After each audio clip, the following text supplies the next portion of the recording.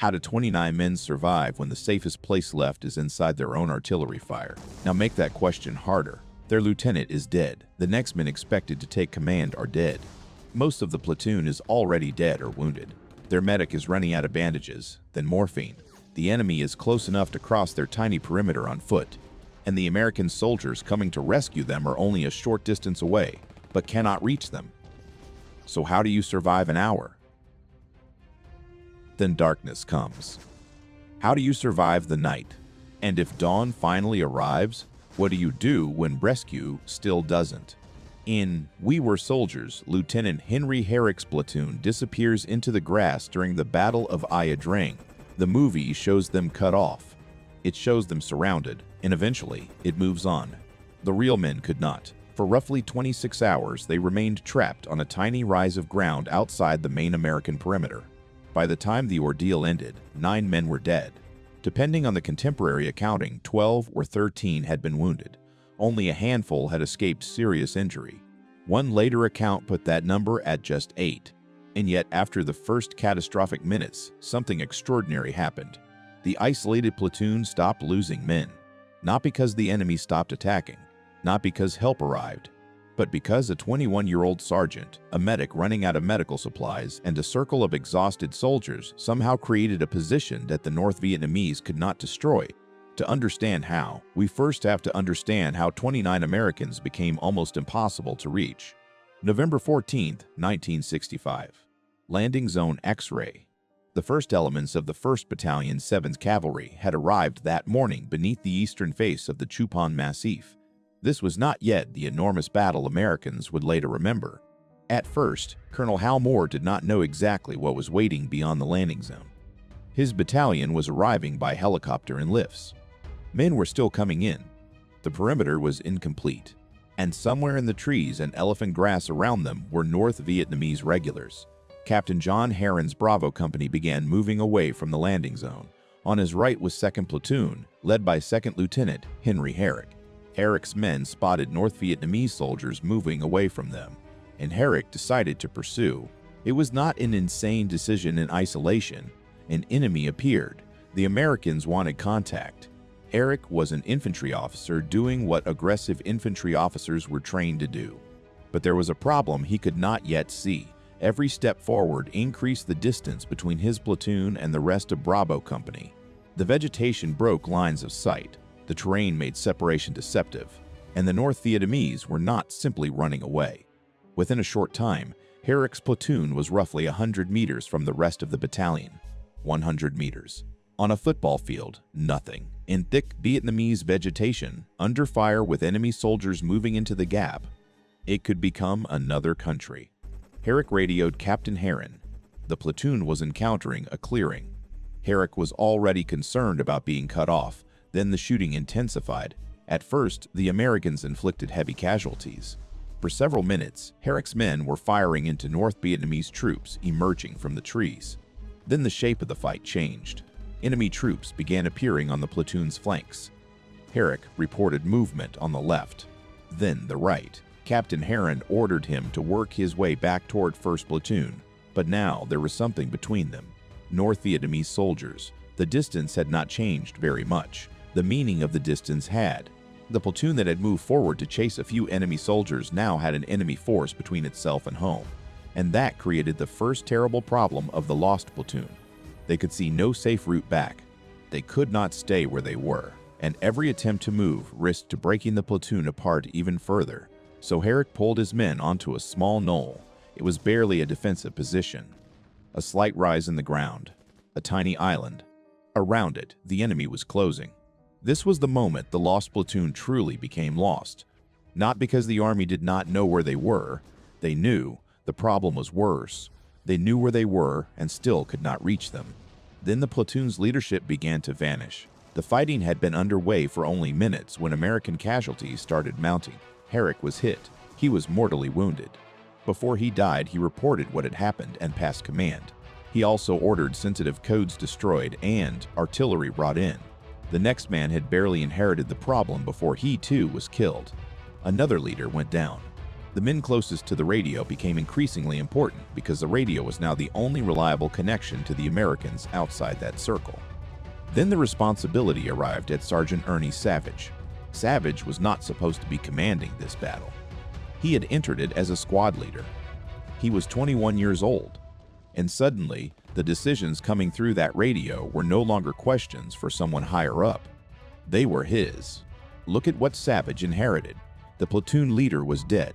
Other key leaders had been killed or wounded. The artillery and mortar observers had been hit. The radio itself had been damaged during the fighting. Dead and wounded men occupied the center of a perimeter only about 25 meters across. Enemy soldiers were around them. The route back to Bravo Company was blocked, and there were too many wounded to simply break contact and run. Decades later, Savage described the problem in extraordinarily simple terms. They could not go back. There were too many wounded. That meant the tactical problem had completely changed. This was no longer about returning to the battalion. Savage had to make the battalion reach them. Until that happened, the Lost Platoon would have to stop being a platoon on the move and become a fortress, with almost nothing from which to build one. Savage began reorganizing what remained. Weapons were recovered. Magazines were collected. Ammunition belonging to dead or wounded soldiers was redistributed to men who could still fight. Every functioning rifle mattered. Every loaded magazine mattered. Every few feet of perimeter mattered. Because the Americans did have one weapon, the North Vietnamese could not easily take away from them: artillery. But using it created another problem. The enemy was already extremely close. Normally, artillery creates distance. Savage had almost none, and that meant the weapon capable of saving them could also kill them. If you enjoy discovering the parts of famous war stories the movies could never fully show, subscribe to Forgotten War Stories, because for the Lost Platoon, getting surrounded was only the beginning. Savage knew how to call for fire. That mattered because Colonel Hal Moore had trained his non-commissioned officers to operate above their normal responsibilities. A squad leader might suddenly need to function as a platoon leader. At Ia Drang, that stopped being a training philosophy. It became reality. Savage got on the radio. He began directing artillery around the knoll. Closer, then closer again. The U.S. Army would later credit him with calling supporting artillery to within roughly 50 meters of his own position. Other official historical accounts describe some shells bursting even closer. Think about what 50 meters means here. That is not the distance from an observer to some remote enemy formation. That is the distance from the men you are trying to kill to the wounded Americans you are trying to keep alive. A small error in coordinates, a bad adjustment, a shell falling short, and the artillery defending the Lost Platoon could land inside it. But without that artillery, the enemy had numbers, movement, cover, and time. Savage did not, so he used the guns almost as a wall. North Vietnamese troops moved toward the knoll. American shells tore into the ground around it. The enemy pulled back. Then they tried again. The artillery returned. Savage would later summarize it in a sentence: "Artillery saved us from annihilation." But artillery alone explains only half the survival of the Lost Platoon, because by then, a huge percentage of Savage's command could not fight normally at all. They were bleeding in the center of the perimeter, and one man had to keep them alive. His name was Charles Lewis. To the men around him, he was Doc, the platoon medic. When Herrick was hit, Lewis tried to save him. Then another man was hit, then another. Very quickly, Lewis's job stopped resembling anything orderly. The perimeter was tiny. The wounded could not be evacuated. Enemy fire was striking the position, and the casualty count kept rising. The normal logic of battlefield medicine depends on movement. Stabilize a casualty, move him to better care, get him away from the place where he was wounded. Doc Lewis had almost none of those options. The wounded stayed with him, so every new casualty became another patient he might have to protect for hours. He used his medical supplies. Bandages disappeared. Morphine disappeared. But the wounded did not. Joseph Galloway later described Lewis exhausting his bandages and morphine, then using material from C-brations and strips torn from his own undershirt. This is one of the strangest details of the entire fight. Around the perimeter, Savage was using one of the most powerful systems the United States Army could provide: batteries of artillery firing into the surrounding battlefield. At the center of that same perimeter, the medic was improvising dressings from whatever cloth and paper remained. Industrial firepower on the outside, improvised medicine on the inside. That was the Lost Platoon. And Luz himself was wounded during the ordeal. He kept moving, patient to patient, then back again. There was nowhere else for him to go. Outside the knoll was the enemy. Inside it were men who needed him. And that created another impossible equation. The more effectively Savage defended the position, the longer they might survive. But the longer they survived, the longer Luz had to keep badly wounded men alive without evacuation. So somewhere outside that tiny circle, other Americans began trying to reach them. And this is where the story becomes even more frustrating because they came close, very close. Colonel Moore understood that Herrick's platoon had to be recovered. The Lost Platoon was not abandoned. Almost immediately, American troops began trying to fight their way toward it. But to understand the difficulty, imagine two circles. One is the main American position around landing zone X-ray. The other is Savage's tiny perimeter. The physical gap between them is not enormous, but inside that gap are North Vietnamese soldiers using the vegetation and terrain for cover. Any American relief force has to attack through them, and the North Vietnamese understand what those Americans are trying to do. The first efforts fail to break through. Then Moore organizes a more deliberate attempt. Alpha and Bravo companies move toward the isolated platoon. They have artillery support. They know where Savage is. They know Americans are still alive out there. They advance. And almost immediately, the ground between the two American positions proves what it really is. Enemy fire comes from concealed positions, from trees, from the vegetation, from a fortified machine gun position near a termite mound. The relief force fights forward. Second Lieutenant Walter Morm attacks that machine gun position in an action that will later earn him the Medal of Honor. The Americans advance farther, closer to Savage, closer to the men they have been trying to reach. Then the advance stops. They have moved only about 75 yards beyond the creek bed. The enemy resistance is too heavy. Another American element is now in danger of becoming separated. Moore faces a brutal possibility. If he keeps pushing units toward the Lost Platoon without control, he might create another Lost Platoon. So the relief effort is pulled back. Imagine what that means from Savage's position. The radio tells you Americans are trying to reach you. Gunfire in the distance tells you the battle is moving. Perhaps the sounds come closer. But rescue never appears through the grass. The men trying to save you have been stopped, and now daylight is running out. This is the point where a bad situation becomes something fundamentally different. Because during the day, Savage could at least observe portions of the battlefield around him. At night, the size of the Lost Platoon's world would collapse to a few yards. By evening, the main American perimeter at X-ray was preparing for darkness. Reinforcements had arrived there. Defenses were strengthened. Weapons were positioned. The men of the Lost Platoon had none of that comfort. They were still outside, still isolated, still carrying their wounded, still surrounded, and darkness was now covering the vegetation around the knoll. No one needed to be told what darkness gave the enemy. The North Vietnamese could approach closer before being seen. The Americans could not fire at every movement without wasting ammunition or revealing positions, and the Lost Platoon could not afford either mistake. The men stayed low. In some places, the ground itself became their protection. The position had been pounded so heavily that dirt, leaves, and vegetation were thrown over the men. Some were pressed so tightly against the earth that they seemed to merge with it. Then, near midnight, the enemy came again. This time, there was no distant battlefield to watch, only movement outside the perimeter. Noise. Then figures approaching. Savage called for artillery. Rifles and grenades joined it. The attack was beaten back. But the night was nowhere near finished. At approximately 3:15 in the morning, another major assault hit the knoll. Again, the artillery came down. Again, the artillery came down. Again, the Americans fought from that tiny circle. Again, the attack failed. Now consider the question we started with. How did 29 men survive when their safest place is inside their own artillery? By 3:15, that question has become worse. Because these men have already been fighting for hours, many are wounded. Their medic has finite supplies. Their ammunition is finite. Their strength is finite. And the night still has hours remaining. Then around 4:30, the enemy comes again. A third sizable nighttime attack. This is where numbers become almost meaningless. You can say 9 dead. You can say 12 or 13 wounded. You can say 25 meters.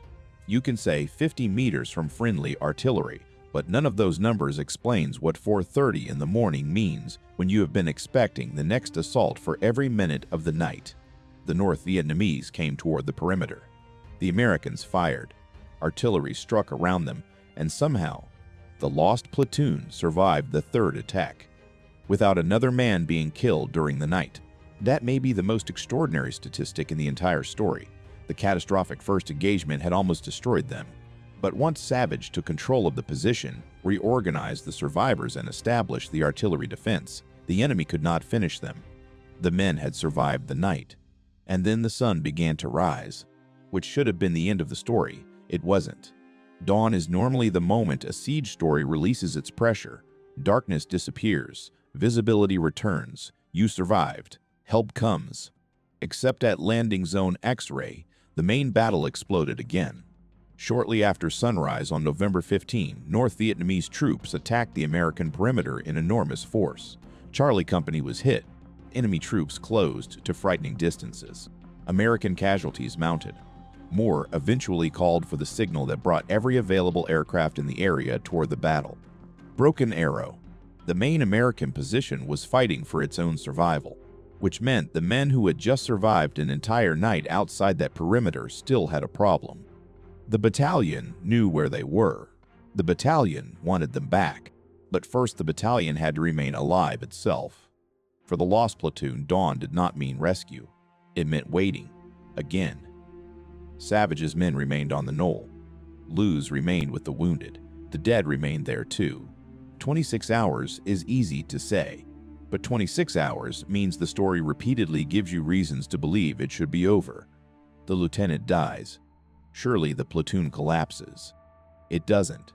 The relief force gets close. Surely they make contact. They don't. Night comes. Surely that finishes them. It doesn't. Dawn comes. Surely now they are rescued. They aren't. Every answer produces another question. And now the question was no longer whether Savage could repel one more attack. It was whether the main battalion could finally create a path through the battlefield before the Lost Platoon's luck ran out. By the middle of November 15, more American troops were available. Lieutenant Colonel Bob Tully's Tucson Battalion, 5th Cavalry, had reached the area. A new relief effort was organized. This would not be another desperate push by units already exhausted and fighting for the main perimeter. The Americans would use fresh forces and fire support to clear the route. Once again, they moved toward the knoll. But this time something was different. The enemy pressure blocking the route had changed. The relief force advanced. The yards that had been impossible the previous day began to disappear. No wall of North Vietnamese fire stopped them in the same way. They kept moving. Somewhere ahead were the men everyone had been trying to reach for roughly 26 hours. But when the lead soldiers approached the location, they encountered a strange problem. They could barely find them. The battlefield had physically covered the Lost Platoon. Dirt, grass, leaves, debris thrown over men who had spent hour after hour pressed against the ground under fire. The relief troops called out. For hours, these men had been fighting to reach a known position. Now they were there, and the Americans they had come to save almost disappeared into the earth. Then a hand came up. Ernie Savage. That gesture told the relief force where the survivors were. 26 hours earlier, these men had run forward as an infantry platoon. Now they were being discovered one body at a time. The wounded had to be carried. The dead had to be recovered. The survivors began the journey back toward X-ray. The Lost Platoon was lost no longer, and only then could anyone fully count the cost. 9 men killed, a dozen or more wounded. Only a small number untouched. But there was another number that mattered. After the initial disaster and the moment Savage took over, the Lost Platoon had not been wiped out. Doc Luz had kept the wounded alive. Savage had kept the perimeter intact. The soldiers who could still fight had held the circle. The artillery had kept the enemy from closing it, and the men outside had kept trying until they finally broke through. There is one final twist to this story. For years, Herrick's decision to pursue the North Vietnamese was remembered as the mistake that created the Lost Platoon. Even Savage later criticized the decision. Herrick had allowed his platoon to become separated. The consequences were catastrophic. Men died because of it. Nothing changes that. But years later, Hal Moore and Joseph Galloway met Nguyen Hu An, one of the North Vietnamese commanders from Ia Drang. The conversation produced a remarkable possibility. The ground where Herrick's platoon became trapped was not meaningless. The Lost Platoon had fallen across an enemy route, a route that could have brought North Vietnamese troops toward the rear of Moore's incomplete perimeter during a moment when that rear was dangerously exposed. Herrick's tactical mistake may accidentally have placed his men directly in the path of soldiers who otherwise could have reached a battalion from another direction. That does not transform the mistake into good planning. It does not make the deaths inevitable or necessary. History rarely gives us something that clean, but it makes the Lost Platoon even stranger. 29 men became isolated because they went too far. Then, by surviving where they did, their isolation may have helped prevent an even larger disaster behind them. They were cut off from the battle, and at the same time, they were still shaping it. We Were Soldiers gives the Lost Platoon an important place in the battle. It shows Herrick's pursuit, the separation, the deaths, Savage taking command, the isolated men under attack, and eventually Americans reaching them. But a movie has a problem that the real soldiers did not. It has to leave. It has other characters, other parts of the battlefield. Other stories. The Lost Platoon had nowhere else to go. For 26 hours, their entire war was a circle roughly the size of a small house lot. The dead in the center, the wounded beside them, a medic moving between them, a sergeant on the radio, artillery exploding around the outside, and enemy soldiers repeatedly trying to cross the final few yards. That is the part a 2-hour film can show, but cannot make us experience at its true length. The waiting, the failed rescue, the night, the second attack, the third, the sunrise that changes almost nothing, and finally Americans walking into the position and finding men so covered by the battlefield that one of them has to raise a hand to be seen. That is why the photograph of this story is not necessarily a helicopter, or an explosion, or even a rifle. It is that hand. Because by the time Savage raised it, the impossible question from the beginning finally had an answer. How do 29 men survive when the safest place left is inside their own artillery fire? They survive because a squad leader becomes a platoon leader. Because a medic keeps working after the proper medical supplies are gone. Because wounded men remain inside a perimeter that cannot move. Because soldiers outside that perimeter keep coming for them after earlier attempts fail. And because, for 26 hours, the men on that knoll refused to let the circle break. 9 of them never left Ia Drang alive. Many more left wounded. But when the relief force finally reached the place where the Lost Platoon should have been destroyed, there were still Americans there to raise a hand. If you want more Forgotten War Stories that sound impossible but really happened, subscribe to Forgotten War Stories.